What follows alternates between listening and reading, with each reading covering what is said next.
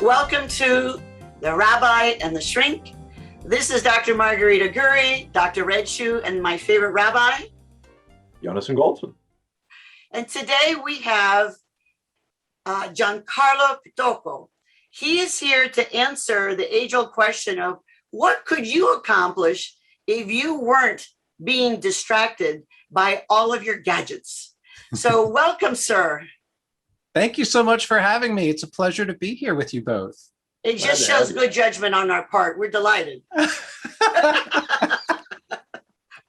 So you've had an interesting journey. You're an ex-Facebooker. You've been all over the place. You've done talks for the World Economic Forum and TEDx. And here you are. What is it that you are eager to do now? And what's your message for today? I'm on a mission to help us reclaim our attention from constant digital distraction.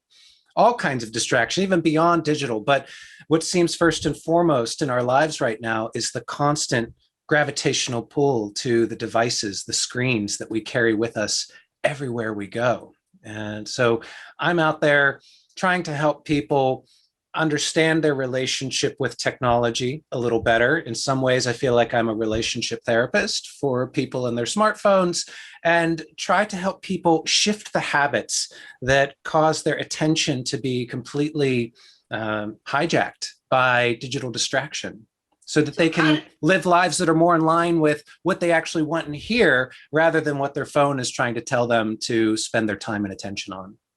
Wow. I mean, everyone needs that now. I call my phone my precious, like in Gollum from Lord of the Rings. My precious. How did you get to the point of this message? I mean, I think it's an amazing message. Well, Rabbi, I'm teasing the rabbi because I've been using the word amazing too much. So it's a great message. Well, thank you.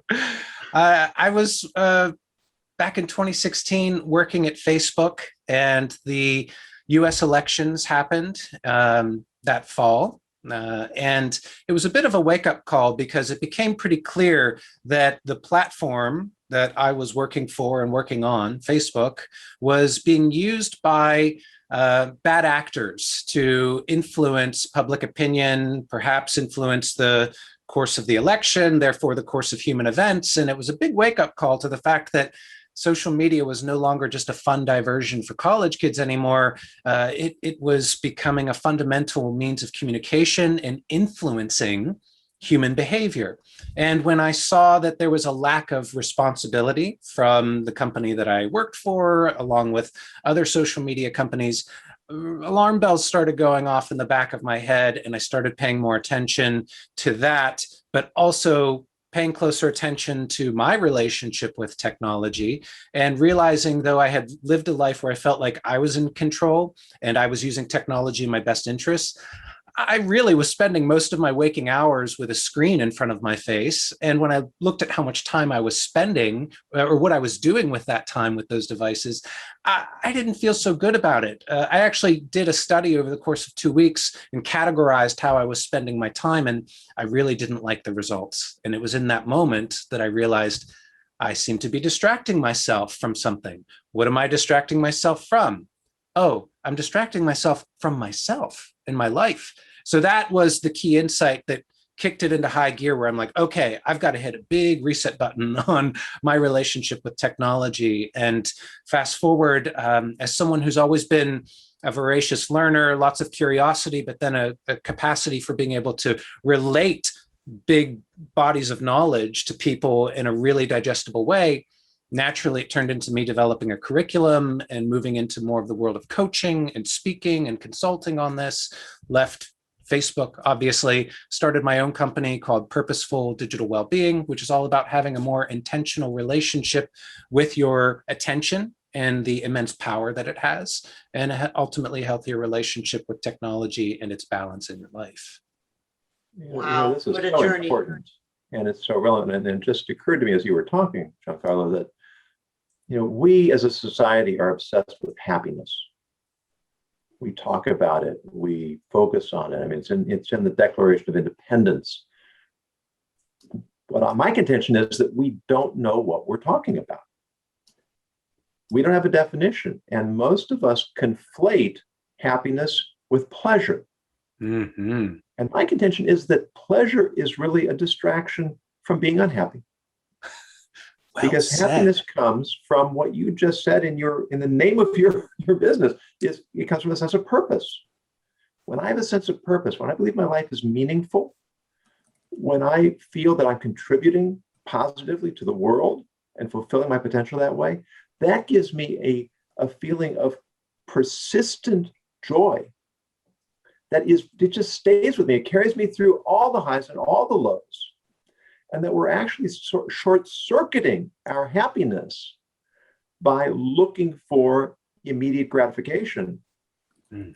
And the technology just makes it so much easier for us to do that and to convince ourselves that we're making ourselves happy when we're really doing just the opposite.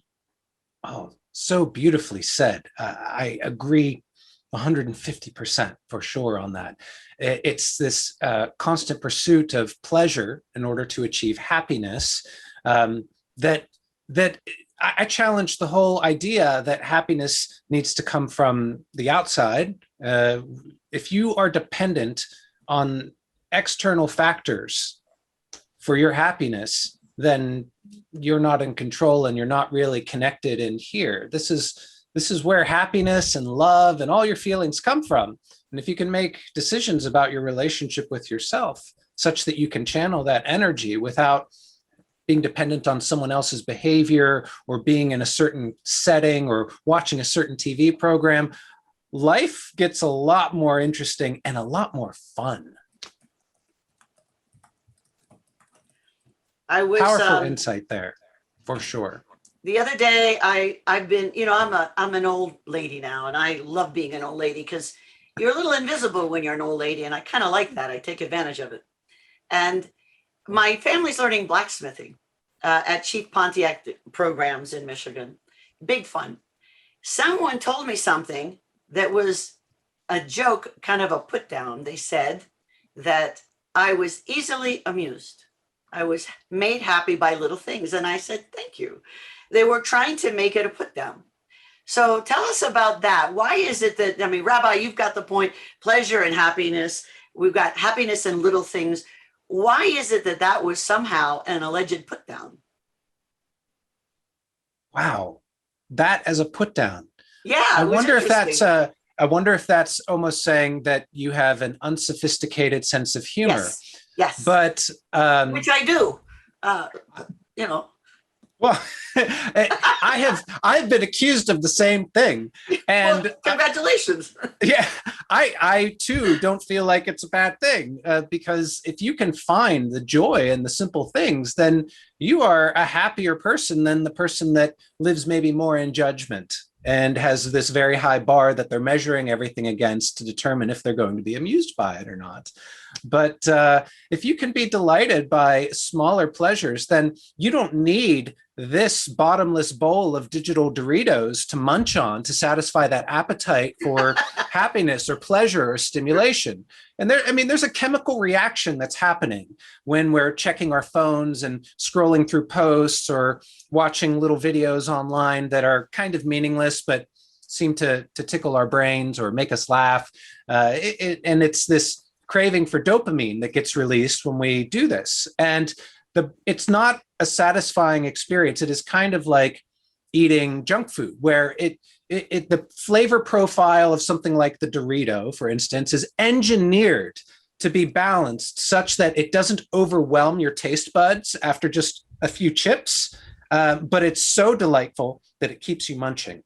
And that is how social media feeds are designed as well, so as not to overwhelm the senses, but to keep you consuming. And that's the feed goes on forever. There is no end to the internet. There are not enough hours and minutes and days in your life to get through everything that's on the internet, even if you continuously scroll through it. So that's living in a perpetual state of unsatisfaction. And that to me sounds like an unsatisfactory life in the sum of things. And so if you can find satisfaction from smaller things and not have this voracious appetite that grows as you continue to consume by constantly scrolling, I'm jumping around metaphors here, but if you if you can shift and be satiated by less, life becomes a lot more fulfilling, a lot more entertaining, and easier to find joy. And your capacity for enjoyment and finding pursuits that are interesting to you that aren't just scrolling through a feed or being glued to a computer screen or a TV screen all day, it just increases so much. You get to actually live life instead of consuming content that is kind of like the Hallmark greeting card of life experiences. You know how we've kind of outsourced writing heartfelt notes to people? You go buy a card off the shelf that seems to fit your relationship with that person on this occasion. You sign your name, throw it in an envelope, and you're done. We've outsourced letter writing and heartfelt sentiment. That's kind of what watching different types of television or online videos or scrolling through news feeds of other people's lives, that is us outsourcing lived experience to others. It gives us kind of a shadow of that emotional experience we'd get, the rush from watching someone else skydive, or the rush from watching someone else do a big, public presentation or run for office in an election, but never doing it yourself. When you look back on your life 20 years from now or later in life, how are you going to feel about that? Did you sit in front of a screen and watch everyone else do everything? Or did you go out and do things that make you feel proud? That's one of the measures of a good life, in my opinion, for sure, is, am I making my future self proud by the actions I take now? It's a beautiful formulation. And the money phrase I heard you use in your presentation is that our world has become all about comfort, convenience, and stimulation. And I mean, that just sums it up so accurately. In Hebrew, the word for a game or a toy is, or toys, or shashuim, and it's a double root. Shah means to turn toward. So when you repeat the root in the word, it means to turn towards, turning towards. Oh, wow. What's the purpose of a game? I still remember when my oldest son was, I think, 4 or 5 years old, and I was playing Chutes and Ladders with him. And we're playing along, and I see that he rolled the dice. He's going to land on the final square and win the game. And he moves the dice. He gets there and says, "You won." And he looks at me and he bursts into tears. So what's wrong? He says, "I want to keep playing." And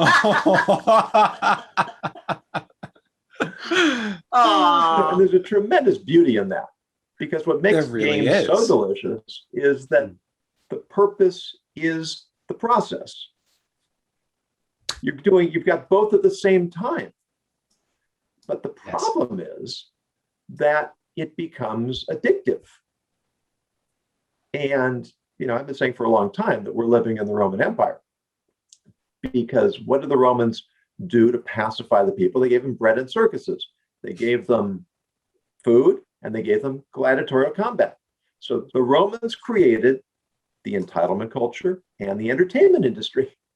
And they did it to pacify the citizenry so that the elite, the nobility, could have their lavish orgies. So you think about how that's working today, how we are being pacified and numbed. And we think that we've got all this wonderful stuff at our fingertips, and we do, but we just get lost in it. And I really like the way you phrase that. If I look back at my life and I see I spent so much of it in front of a screen, am I really going to have any sense of fulfillment? Oh, yeah. What do you want to do with your life if you're not in touch with those values? If you don't have some aspiration of something you're working towards, you never need to actually reach it, but something you're moving towards, so you can be striving, so you can be growing and challenging yourself. This is the journey, right? The game, the act of playing the game rather than winning the game or accomplishing or achieving. That was such a beautiful metaphor, the game with your daughter. That's it. I mean, when it's over, it's over. You want to have played really, really well. You don't want to keep playing just to achieve, for sure. But you have to know on that life scale, what are you working towards? And maybe that changes, and maybe values shift over time as well. In fact, they should, as you grow and you achieve new levels of what normal is to you. If you're not challenging yourself, pushing the boundaries of what is familiar and comfortable to you, then you end up with a feeling of stagnation in your life. The folks who are happiest, they tend not to be the wealthiest people that you know, they tend to be folks that know why they're doing what they're doing, and they're not chasing specific goals and outcomes. They're being choiceful, intentional, purposeful. Take your pick of the word. They know what's driving them in here. So that's the whole ball game right there in life. People ask, well, how do I, what's the right thing to do in my relationship with technology? Is this right? Is this good? Or is this bad? This thing that I do? I'm in a long distance relationship. We spend a lot of time on devices. Is that okay? What do you think? And it's really a question of, are you using the technology in service of your needs, your values, or your aspirations?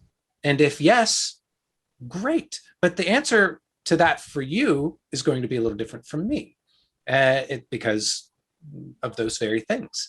It's not a black and white, yes or no, is this right or is this wrong? Now, there's some obvious stuff on the extremes, but for the most part, your typical use of devices should be based on that. And you were talking before about, we are craving this constant stimulation. And one of the things that I ask people to do, whether I'm coaching them one-on-one, I'm an executive coach, or if I'm doing a digital well-being workshop with people, is to put something on the devices that distract you the most. Maybe if it's your phone, creating a background that says something to you, like, what are you seeking? Or putting a Post-it note on your television and asking yourself, is what I'm seeking in this moment as I reflexively reach for my phone, is it something that's actually available in this little sliver of aluminum, glass, and silicon? Or am I actually seeking a meaningful human connection of some kind? Should I be calling up a friend? Should I be making plans to go see someone? Is there something I need to talk about? Is there a feeling in here that's making me uncomfortable that I'm trying to numb by scrolling through a feed or going on Reddit and watching a bunch of meaningless videos to distract myself from those feelings? The good stuff is where those feelings are, though. If you want to grow, if you want to find that satisfaction, that happiness in life, you have to go where the discomfort is. What do they say in Stoicism? The obstacle is the way. And if we have a whole culture of avoiding the obstacle, and we have so many tools for it. We carry this around everywhere. Like the only time you're not plugged into your phone is when you're in the shower or when you're asleep. But now we have sleep tracking devices that'll tell you what you did all night. And we have voice assistants that you can talk to while you're in the shower and all of that. So there really is no escape from it. But so it's a tide. It's waves coming at us of constant digital stimulation and opportunities for consumption and distraction. We have to choose how we navigate that ocean and those waves. You are the navigator. The stuff coming at you is not the decider of how you use your time and attention. You are.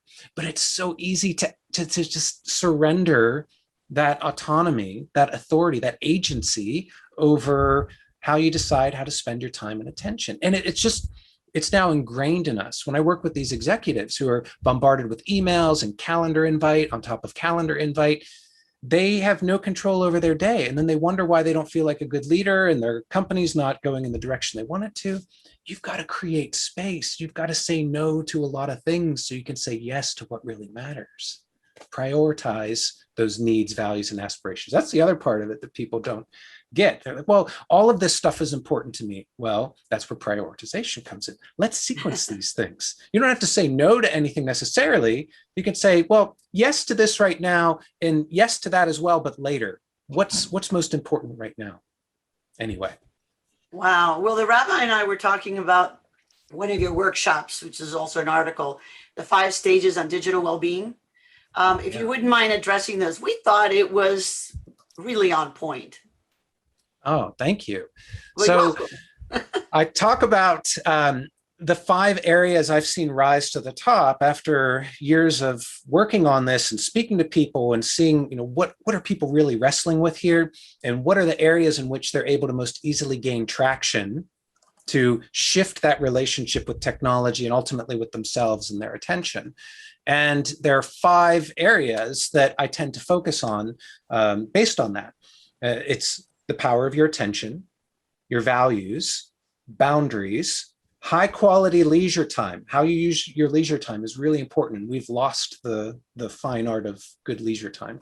And the last part is solitude, which is time spent free from the thoughts or ideas of others. It doesn't mean loneliness. I think solitude gets a bad rap. But attention, let's talk about that. Let's go through these quickly, just to give you a sense of the issue. Each one of these could be a workshop unto themselves. But your attention, it is the one power nature has given you for creating your life. It is the power you have for focusing your consciousness over a period of time on something specific. And what you choose to focus it on becomes your life. And you could think of it like the needle or the stylus on a record player. And where you drop that needle, if it were the power of your attention, determines what music gets played. And so, you want to be the DJ of your life. You want to determine what music gets played by placing that needle carefully on the things that matter, are important to you, that bring meaning into your life, rather than letting the buzzes, dings, notifications of your technology dictate where that needle of your attention goes. So we have to be very choiceful about that. And then the other part is values. This is actually perhaps the biggest thing, but it's I think the hardest for people to wrap their heads around and start making progress on, because a lot of us just don't actively live life in touch with our values. We're not taught in general to be in touch with our values and what they are and how to recognize them. But if you have a set of values that guide your behavior, it becomes really easy to decide in the moment, is this good for me or bad for me? Is this the right choice or the wrong choice? And it doesn't have to be that black and white, but that's meeting people where they are when I talk about this. And I actually draw a lot of inspiration from the Amish, who I'll tell a quick story about how they decide whether or not to integrate technology, the little technology they allow into their communities, because they're famous for saying no to a lot of the modern conveniences and technology we use. But someone in the community could come to the board of elders in that community and say, hey, I see people are using these smartphone things in town. They seem like a very handy, productive thing. I think we should try them out. They might say, okay, well, you are the only one in our community who can get one of these things first. We're going to give it maybe a month or two, let you try it out. You can only use it in these circumstances. And we're going to pay attention to how this affects the way you show up for your family, your community, your overall self, your well-being. And then we'll make a determination about whether or not it's worth rolling this out more broadly. Is the balance, the benefit, is it far outweighing any of the negatives? So they pay attention to the externalities. They start small, experiment, and if it's good, then they build on it. If it's not, then they can say no to it. So can you arrive at a set of values around that? What would you pay attention to? If you're going to maybe get a smartwatch for the first time, try it out, not with the expectation that this is forever, but you get a 2-week return policy on a lot of these things. Give yourself 2 weeks to try it out. Did this help me or hurt me on the whole? And if you're not sure what those values are, you should check in with to measure that against. You could start with maybe spending some time examining your habits and deciding, what are the bad habits I have? For me, it was things like spending too much time online, using technology as a distraction, using it as a vehicle for procrastination, using it as this bottomless kind of rabbit hole to fall down and lose, hours of time unconsciously just scrolling. And so I turned those around. I said, instead of using technology to be online all the time, can I use technology to facilitate me having real world experiences? So that was something like using Facebook groups to get in touch with local communities that meet in person and become aware of when they're gathering. So get online to get the logistical information to go have offline experiences. So you can create a whole set of values by just taking your bad habits that you want to change and flipping them on their head. What's the opposite of that? And is that something I want to embrace? That was a good starting point for me around creating some values to at least just reclaim my attention so I could figure out what to do with it once I've got it back from technology. I could jump in for a second. You mentioned the Amish, and I hadn't heard what you're describing. And I remember going back decades that the philosophy of the Amish was pretty much technology is bad. What's modern is bad. And that put them in an untenable position, because the speed at which the world's changing and the dependence upon technology made it virtually impossible to live without any connection with technology. And so what you're explaining is that they themselves have modulated their philosophy to say, we need to adapt, we need to respond, we need to figure out how to live in a world that's running away. Let's make a decision, point by point, piece by piece.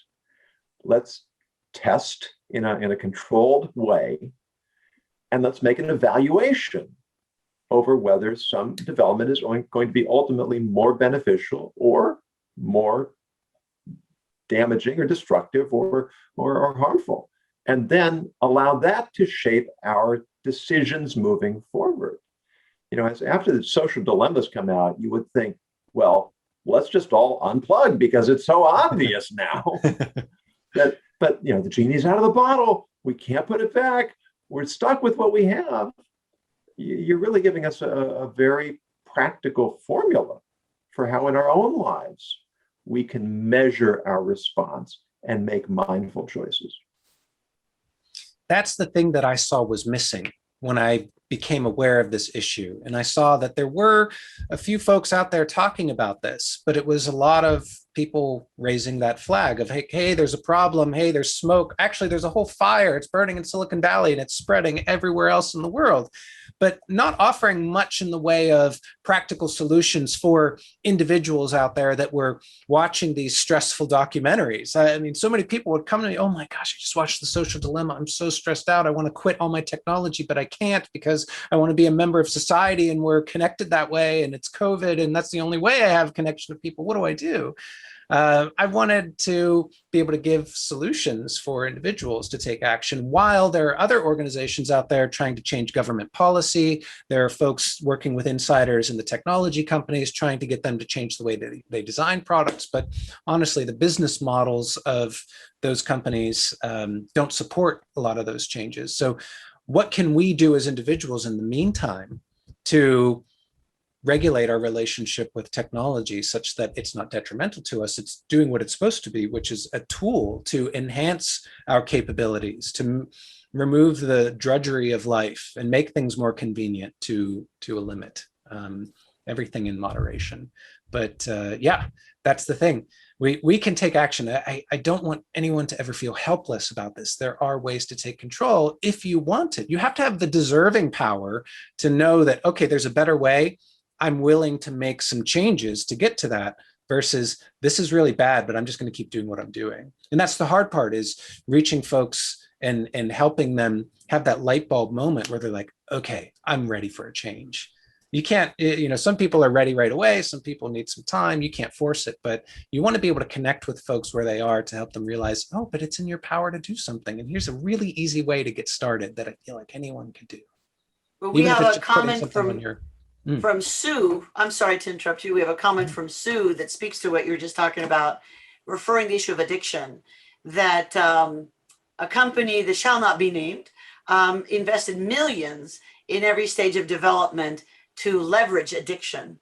And I think that it's clear that, I'm a psychologist. So what I see is that people are afraid to look at themselves because, we're all wonderful and awful. And you have to accept both are true at any given moment. That's just the human condition. And it's really scary. So what do you say to that, to the issue of addiction and the scariness of fighting the addiction to look within? Know how to recognize the forces that are addictive in the devices, the software, the technologies, the websites, the social media platforms that you use. And if there's one easy way into that, I would say just Google the term dark patterns. And these are features and functions and user interface design of technologies that are designed to influence your behavior in a way that you don't notice. And they've been dubbed dark patterns. There are tons of great videos and articles. You'll just stumble over all kinds of good stuff if you do a little search for dark patterns. And you'll recognize how the devices that you think are just passively there in your life are actually engineered to manipulate you and how you spend your time. And the news feed is of any social media platform, for the most part, in particular Facebook and Twitter and Instagram, they're designed in a way with an algorithm that is meant to very carefully decide which piece of content it's going to show you next to keep you scrolling. Why do they care if you keep on scrolling? Because the more you scroll, the more ads these companies can show you. Why do they care about showing you ads? Because that's the thing they're in the business of selling. ad space. They're harvesting your time and attention through the news feed so that they can show you ads that big companies and small companies have paid for. And that their inventory, Facebook, let's say, for instance, their inventory of product that they are selling is your time and attention. That's it. And so the more you give them, the more they can sell, the more ads they can show you, the more stuff you can buy that you probably don't actually need. And the cycle continues. And so everything's been engineered in this way. You know, one of my favorite examples was more relevant a couple years ago when it first happened, but you saw YouTube introduced an autoplay feature where when you finish watching one video, the next one would start playing a few seconds later, and it would pick one for you based on what it thought your preferences were to keep you watching. It's awful. It is so addictive. It's awful. So that's a dark pattern right there. Yeah. And what happened? Well, everyone else had to compete with that. All of a sudden, Facebook introduced autoplay, then Netflix, and everyone else, because they were stealing market share or the share of your time and attention by having autoplay. If you just sit there cruising on YouTube 30 minutes longer than you would have otherwise because of that feature, that's time you could have spent investing in your Netflix subscription or paying for Hulu or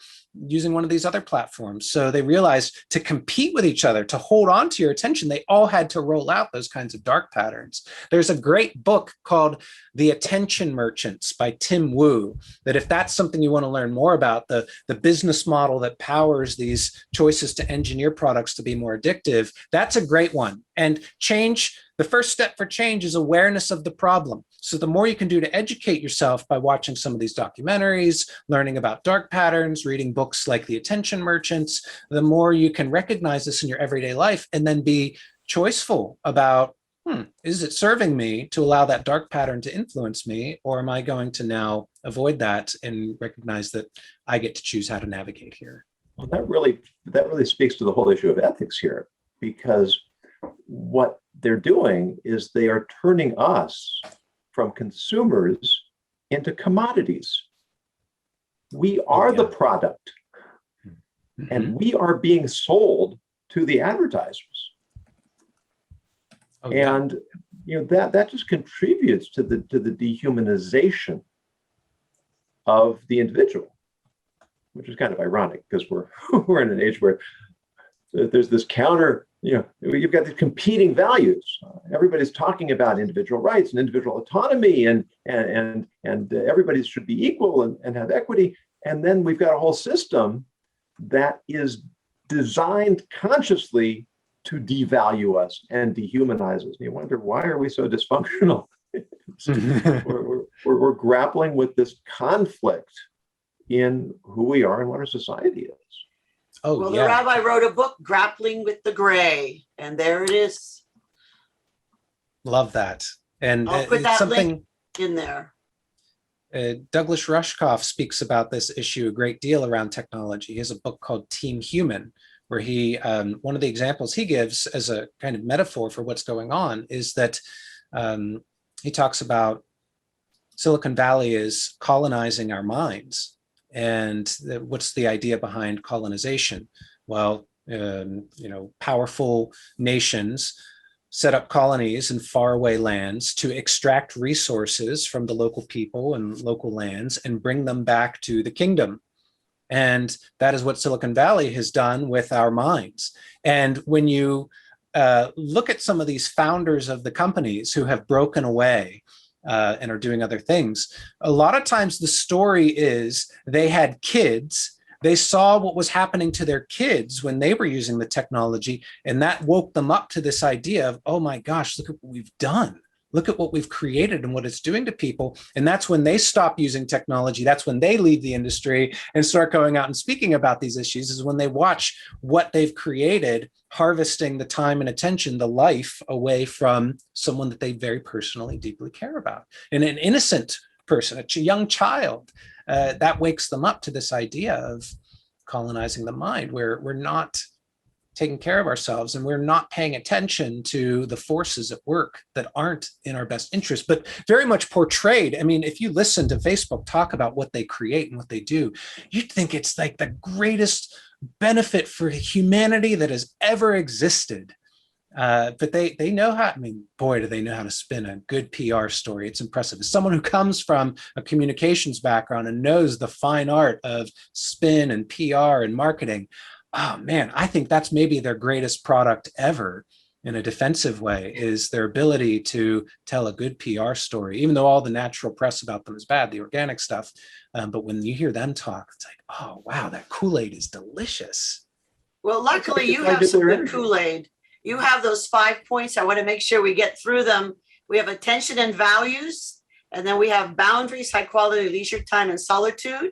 Why don't you finish up addressing them? Because I'm sure the listeners are eager to learn from your Kool-Aid. I'll hit those last ones pretty quickly for the sake of time. Boundaries. So boundaries create space for you to apply your attention purposefully and navigate by your values. Boundaries are really about saying no to the constant demands that are put on your time and attention every single day. If you work in an office as part of a team, you have the tasks that are important to you to get done for the role that you're in and the goals you have for where you're going in your career and the benefit you want to provide to the company that you run or you're a part of. But lots of other things are going to come up in your day every minute to vie for your attention and to distract you. It could be emails from colleagues asking you to handle something that they need help with. And if you're not clear on what your boundaries and priorities are, then you're never going to get to the important stuff. And that's true on that microcosm level of how you spend your workday, for example, but it's true in life. If you are constantly putting off the things that are important to you because of things that are just right in front of you, you're allowing yourself to be led by your nose through life. You need strong boundaries to create space in your life for things that are important to you, something that can hold water and not leak every time someone comes up and tries to poke a hole in it with a demand, or your phone buzzes, or there's a news feed calling for you. You need those healthy boundaries. And one way to start doing that with technology that I often recommend is finding a place to charge your phone at night that's not in your bedroom. And maybe getting something like an alarm clock, because that's the thing people always say, well, my phone is how I wake up in the morning. If I charge it outside of my room, how am I going to wake up? Look, you go on Amazon.com, search alarm clock, you can get them for like $6. Your local grocery or your local drugstore usually has them too. Go out and invest in an alarm clock. You get more sleep and wake up feeling more energized than if you fall asleep scrolling every night. So boundaries, that's one step to take towards it. Keep phones and digital devices out of the bedroom. Next one I want to talk about is high quality leisure time. We've lost the art of cultivating high quality leisure time. And that requires spending some energy on an activity that engages the mind or helps you connect socially with someone having a shared experience, rather than what we typically think is like, oh, I had a long day of work. I just want to turn off my brain. I'm going to plop down on the couch, maybe pour myself a glass of wine, order some delivery, and let Netflix autoplay carry me through my evening till maybe I fall asleep on the couch or it's time for bed. I wake up, I rinse and repeat, and that leaves you feeling de-energized. If you were to spend that time instead, sure, go watch some Netflix, have an episode of something, 30 minutes, but do something. Is it a hobby? Is it designing something, building something, working on a puzzle with a member of your family, doing some home improvement stuff, learning a new skill, growing in some way, creating something tangible, perhaps. This is something that takes a little bit of energy, which is counterintuitive when you're feeling like low energy after a long day. But when you put that energy into it, it's a really great investment because you get a whole lot of energy back. You feel better about how you spent that time. You wake up the next day feeling more energized and looking forward to more of that if you can find the right thing. A little curiosity goes a long way there. So that's one of the things we need to do. And human connection is a big part of that. I talk about the art of social nutrition. An in-person, face-to-face time with people is so much more energizing than just texting or commenting on social media. So seeking out real interaction where you get the full spectrum of what our brains are designed to process socially, which is more than just the words that we're saying. It's the tone of voice, the gestures, facial expressions. Heck, it's pheromones and physical contact that's part of that feels nourishing to us and energizing to us. So seeking that out as part of high-quality leisure time is really important. And then the last bit is solitude, which is leaving a little space every day for you to be free from the thoughts of others. It's rare that we spend time with ourselves anymore because there's so many, we're conditioned, our brains are trained to reach for the phone. You go into a building, you push the button for an elevator, you have maybe 15 seconds to wait. What do? Oh, I reach for my phone. I've got to be stimulated. I've got to be entertained. What happens if you spend a little time with yourself? Maybe just some eyes closed, putting your attention on your breath, 5 minutes, breathing. Oh man, it's really a powerful effect, a very centering effect where the stress can kind of melt away. You can be reminded of what's important. Maybe you take a walk, maybe you meditate, maybe you read a paragraph of something really inspiring from a book that you love or a poet that you love. Anything. Time free from the constant stimulation of the outer world is really important.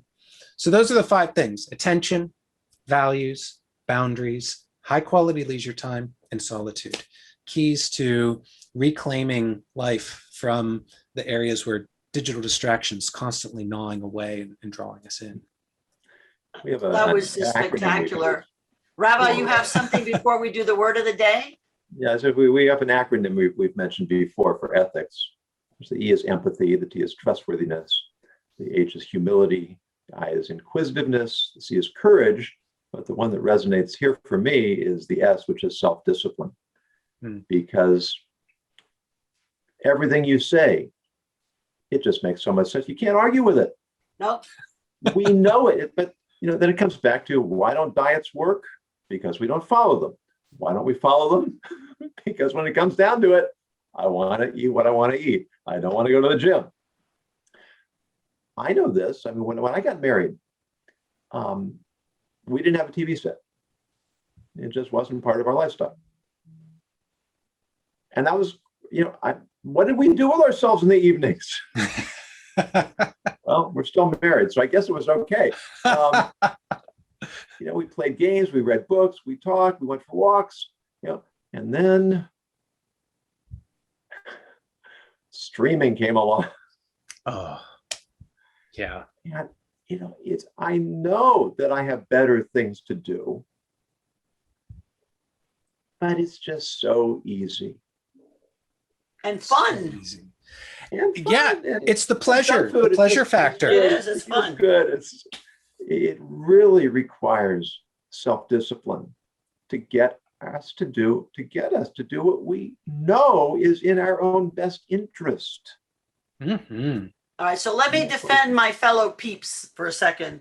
Is there anything wrong with a purposeful Netflix binge?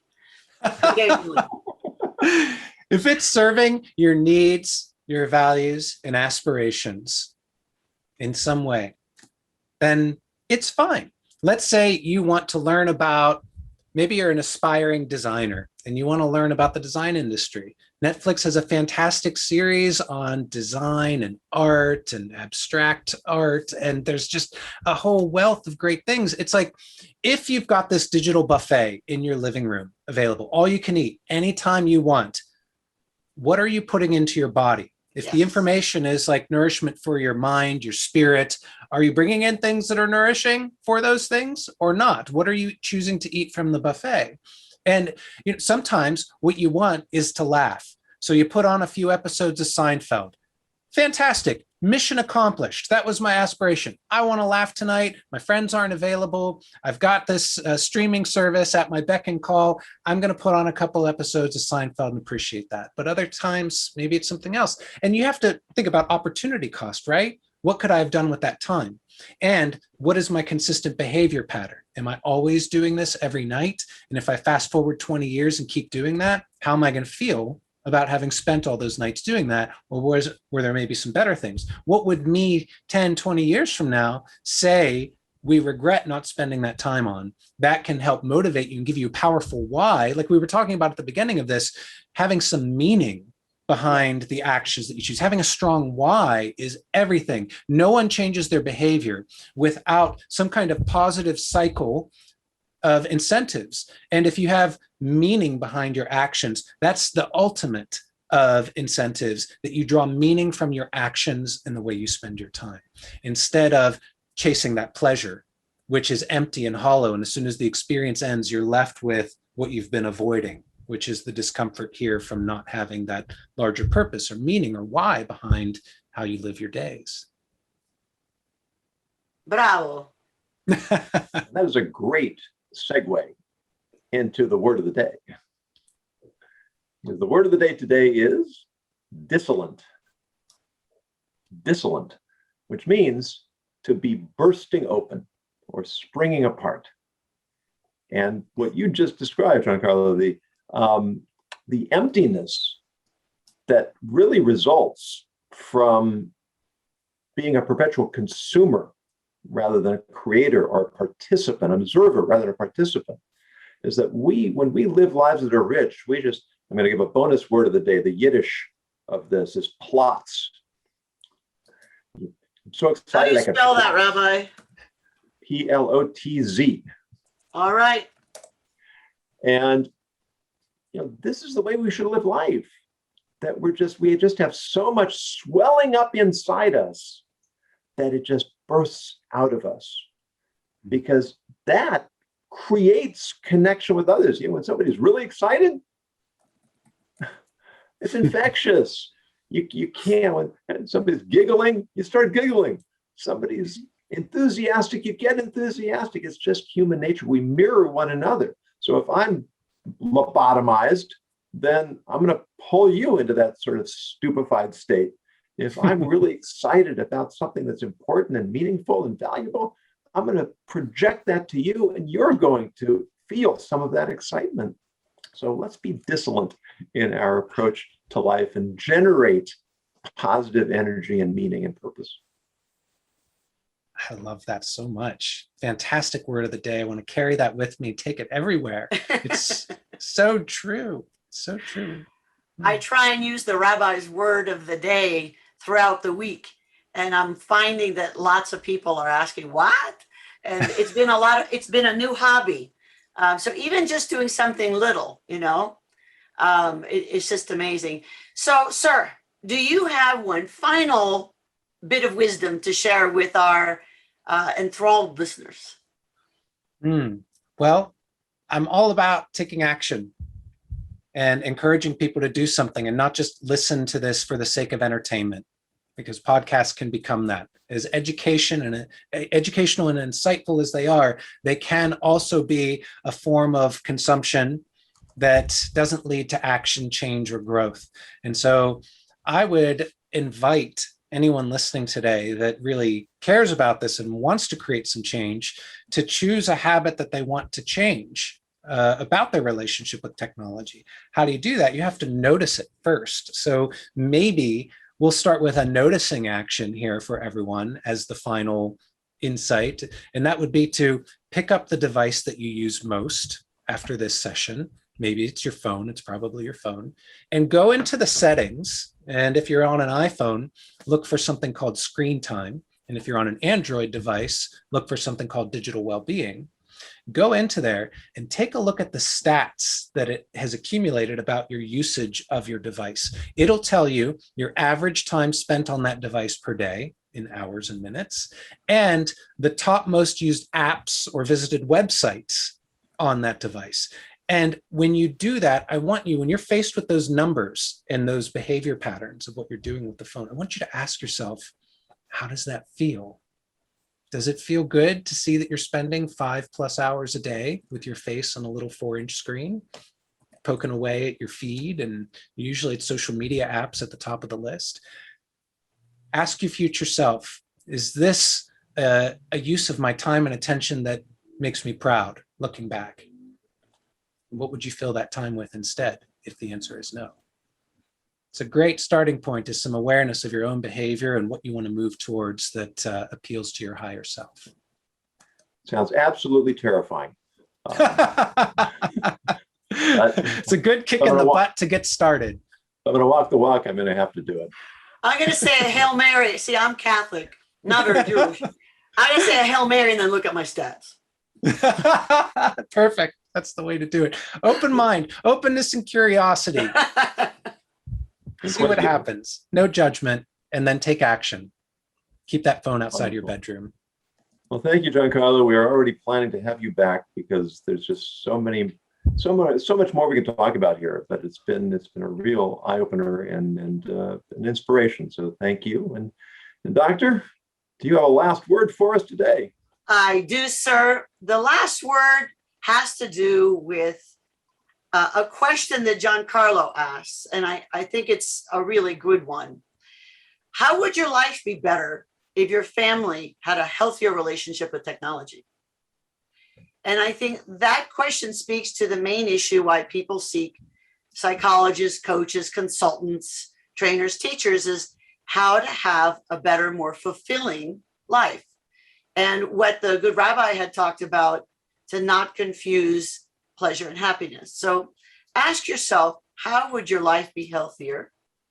And your relationship with yourself, with a community, with loved ones, with a superpower or God, if you believe in God, whatever. So I think sometimes asking the question, even if you don't know the answer, can be life affirming. So I'm going to tell you that the Rabbi, Giancarlo, and I have faith in you. We know you can do this. So ask away and let us know, please. Email us at podcast@the Rabbi and the Shrink, and let us know, what have you done to change as a result of listening to Giancarlo Pitocco and his amazing thoughts on technology and healthy uses of it. Well, thank you, gentlemen, for joining us on the Rabbi and the Shrink. The good rabbi, my favorite. I'm always delighted. We'll see you next Tuesday. And Giancarlo, we will have you back because you are now a good use of our time. So what an honor. Thank you so much. We're hoping to be a good use of your time. Indeed, it would be a delight to return. Thank you so much. It was really a pleasure chatting with you. All right, everyone, stay well and lead an ethical life.